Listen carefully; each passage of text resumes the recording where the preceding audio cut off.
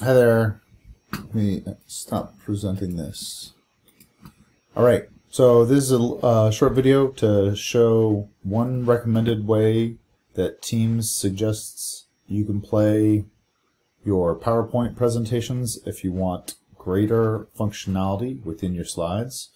I know a lot of us use our share arrow, and then we'll go in through the right column over here, and we try to find the slides that we're doing. This is a great way. They've really actually increased a lot of the functionality here. The trick is sometimes if you leave here, sometimes coming back in, it'll take you a second to load your presentation a little bit. I'm glad you actually have this scroll set up down at the bottom, which is a big bonus now, totally. You also know about preventing participants from moving ahead. The thing that I like to do with a lot of my slides is I like to have the setup for the preview of the very next animation or slide, and I also like to draw on my slides. So I would stop presenting. What I like to do is I actually go and I start my presentation. I'm going to play from this current slide. Now, Teams is not showing what I have going on right now, right? Teams is still hasn't started my presentation yet. And I will go into Teams from here. I will click on the Present Slideshow, and then I will left click without advancing, and then I click onto Presenter View.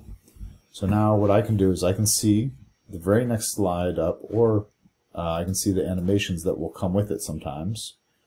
And I still have my notes view. The thing that I gain from this is, in addition to a nice subtitles. So right now, by the way, my viewers are only seeing what is happening on the presentation screen on the left. They do not see my presentation on the right. The trick is what you can't see is my Teams. My Teams will only show the really small window, so I only know if one person speaks unless I click on it. But my presentation doesn't go away. Now I am just looking at Teams. Then I can click back to my presentation. Teams, you can't see it, but it is still right here in the little screen form, the little thumbnail view. Now, why do I do this?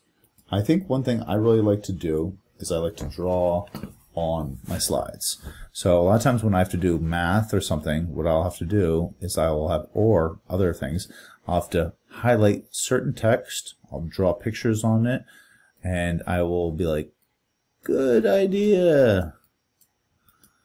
And this is just one little bit of functionality that we are gaining from presenting from the PowerPoint presentation and not presenting through the Teams PowerPoint player.